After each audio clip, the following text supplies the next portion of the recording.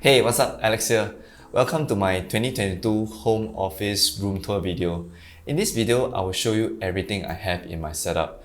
This includes the work desk, TV area, the decorative items around, and also the smart home tag I'm using here. If you remember my 2021 desk setup, it's catered for 2 people sitting side by side facing the living room area. That is still a very good arrangement in my opinion. Just that the problem with it is if you need some privacy or a really quiet space with no distraction, then it's not ideal. So I decided to create a room as a home office by shifting one of the desks inside. Since I now have the desk set up in the room, I wanted to take this chance to change to one of my favorite color theme, which is black with dark color wood. So the first thing I want to replace is the desk. I did some research and I'm actually quite shocked to know that there are at least around 15 companies now selling standing desks here. So it took me quite a while to check them out and decide on one. In the end, I finally found something I like and the closest to what I'm looking for at a company called Take a Seat. They have a few color options with some sample wood blocks for me to choose at their showroom. Having said that, the beauty of solid wood tabletop is that every piece is unique and not exactly identical because of its natural wood. I decided to go with what they call a butcher block, which is a mixture of different wood combination. They do provide installation services, but I decided to just DIY for the fun of it. You just need to have a drill and it's actually very straightforward following the instruction manual. For the power extension bar, I got it separately from power pack. I go with a 5-way with 2 USB ports, which is the exact number I would need for my setup. I opted for the black standing legs to go with the wooden top.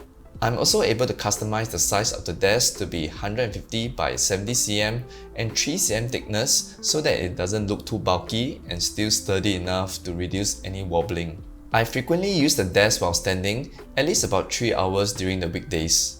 This comes with 3 heights that you can preset and the adjustment speed is also very fast. What I like about the tabletop is that it has a very matte surface.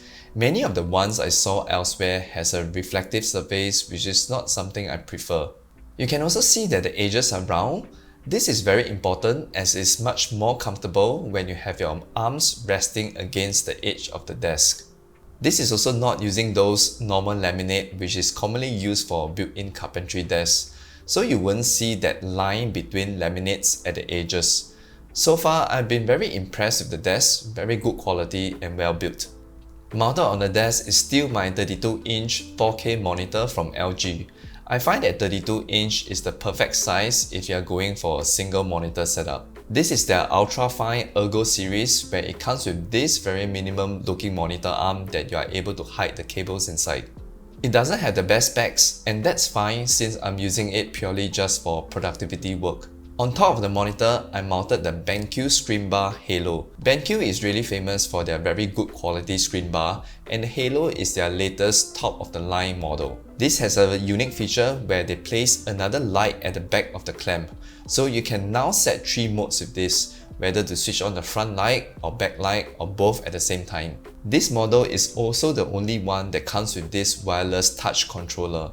Besides the standard brightness and temperature lighting control, you also have a favorite setting here where you can configure a quick preset or if you prefer to just have the auto dimming mode. Many people like to place their webcam on top of the screen bar. I'm not a fan of that viewing angle, so I have it placed separately on this very cheap stand that I got from Shopee.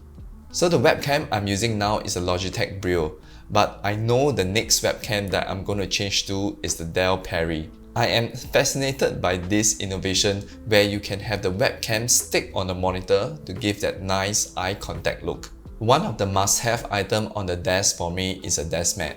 This is the Orbitkey desk mat that has some interesting features. It comes with 2 layers. Bottom layer is the felt material and top layer is leather. So you can hide some paper documents or notes in between to reduce the clutter on the desk. There is like a quick access design in front of you where you can put pens, tablet stylus, or basically anything that goes with this shape. At the same time, this whole part has a magnet underneath where they have included this magnetic cable holder to keep your cable neatly in place. Sitting on top of the desk mat, I have the very popular Logitech MX keys and MX Master 3 combo. After using many different types of keyboards, I find it most comfortable typing on this kind of low profile keys. In terms of features, I think no other keyboard mouse solution beats this combi. If you pay attention to the colors, this is actually different from the ones I used previously. And that's because these are the Mac version where it's in black and silver, while the Windows version is like more of a space grey color. And of course, that's because I have switched from a Windows laptop to the MacBook now. This is the M1 13-inch MacBook Pro and sitting on the wooden laptop stand from Grovemade. Grovemade makes very premium quality desk accessories. If you are interested with the products, you can use my affiliate link in the video description. Powering my MacBook is just a single USB-C cable connecting to the Logi Dock. This is a very unique docking station which I have already covered in another separate video if you are interested to check it out. Besides the normal usage of a dock, I'm using it as my speaker for the desk. My favorite feature of this dock is these meeting notification lights. And when that happens, I will then make use of the single touch button to join the meeting. This has been the way I join all my meeting calls now. At times, if I'm not using the speaker, I will then put on these headphones. This is the original Sony PlayStation Pulse 3D wireless headset. As for my mic, I'm using the Shure MV7. This is like the little brother of the very popular SM7B. I got this instead because I just want to use its USB connection for now.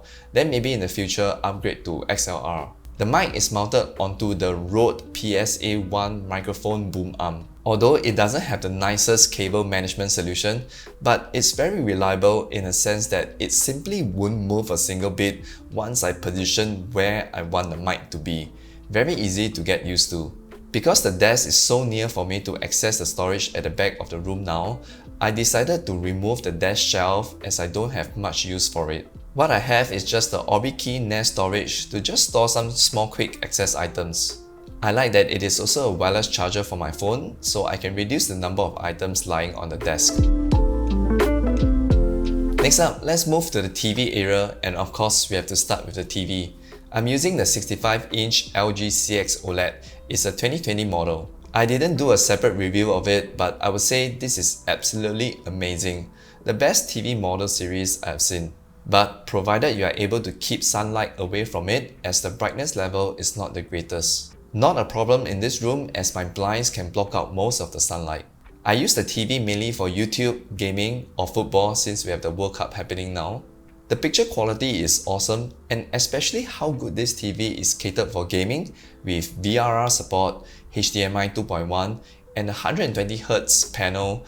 These are the must-have specs. It's really hard to turn away from an OLED after you have experienced one. I chose to mount the TV directly to the wall. This means that I have cables running down to the socket. I cover the cables with a normal casing cover and try to hide away all this with an IKEA fake plant. To the right is the ASUS Claymore gaming keyboard. This is placed here just for display. To the left is the PlayStation 5 controller sitting on the Razer charging dock.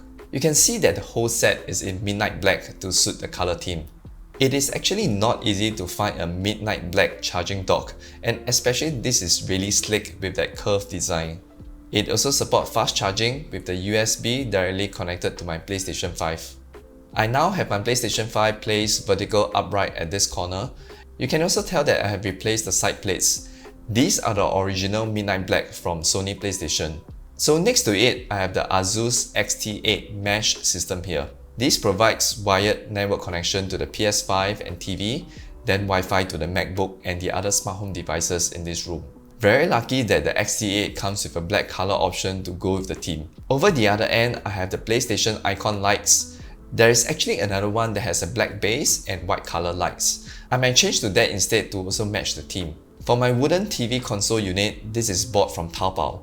Nothing fancy, just a very simple design with 3 pull-out drawers with soft close and round edges at the side. Okay, so on the wall beside the desk, I have a couple of these wall shelves from IKEA. They call this the Moslander. What I have here is the 55cm walnut color. So what I put on the shelf is a Final Fantasy figurine here. This is one of my favorite characters in the series. Then this more retro looking computer is the Divoom D2. I find that it looks really cute and quite nice sitting on the shelf. It is also a Bluetooth speaker, but I hardly play back music with it now. Then this very interesting item you see here are the internal components of the iPhone 3GS, very nicely laid out and displayed inside a frame. You might have seen something like this before in other desk setup videos, as this is quite a popular display item. This product is from Grid Studio, so they have a number of different collections. What I really like are those old retro devices that we used to have during my time, like the Game Boy, iPod, Nokia 3310. I got the iPhone 3GS because this is actually my first smartphone and Apple product. If you are looking to buy a present for a tech lover, I think this is a very good choice. Over at the other side of the wall, you can see that I have some posters. These posters are from Displayed. What's special about them is they are all metal posters, so the way you hang them up is sticking a magnet on the wall. I like that you need not to be very precise with the placement, as you can easily adjust around it. If you check out their website, they have tons of different types of artwork for you to choose from. Okay, so lastly, this is a bonus segment where I will cover a bit about the smart tech I use in this room. For smart lighting, I have a main smart light switch from Aqara for ambient lighting, but I almost never switch this on at all because of the other accent lighting I have around. At the corner, this is the Govee Lyra, which can be very bright if you want to light up the whole room. I only have it set at 20% brightness. Overall, I really like the lighting effect coming out from this kind of corner lamp. Behind the desk and TV console, I also like to stick LED light strips. These are from eLight, not the best, but very affordable. Then lastly, the TV backlight linked to a HDMI sync box from Lytmi. This is able to keep changing colors based on the HDMI signals coming from my PlayStation. For the power, I have smart sockets for both the desk and TV console. For my remote controlled devices like my air conditioner, TV and wall fan, I'm using the Aqara M2 hub to control them. For my window blinds, I use the Aqara Roller Shade E1. It's a retrofit solution to control my zebra blinds. To trigger control for all of these, I'm making use of all 6 gesture controls of the Aqara Cube conveniently on my desk. Any other things that I want to control from my smart home, I will then use my Google Nest Hub Gen 2 to do it. I position it this side as it also serves as my clock display in the room. As for my future plan for this room and my setup, I already do have a few in mind that I would like to do next year. The first one is this Secret Lab chair. I've been using this for more than 5 years and I want to upgrade to something better and more comfortable as I'm spending more hours sitting on this chair for work and for gaming. Next on the desk is the recently announced Google Pixel tablet that is coming in 2023. The Pixel tablet is able to place on a dock, making it look like the Google Nest Hub. The screen can be detached away so that I can do something like a whiteboarding tool for my meetings, or just basically any tablet usage. As for the TV, I'll wait and see the reviews of the C3 or G3 next year, whether it's worth the upgrade. But depending on the price, I might also consider replacing with the C2 or G2 instead. So is there anything else in this room that you would change or add? I'd love to hear all your suggestions. Welcome everyone to comment down below. Overall, I'm very happy with this current setup. It's more conducive for me to focus on work if I need to. Most importantly is I enjoy and feel comfortable being in here for work and gaming as well. Thank you for watching my 2022 room tour. Hope this gives you some ideas if you are looking to do a similar setup. Don't forget to hit the like button, subscribe to the channel, and turn on notifications as not to miss my next video. See you in the next one. Bye.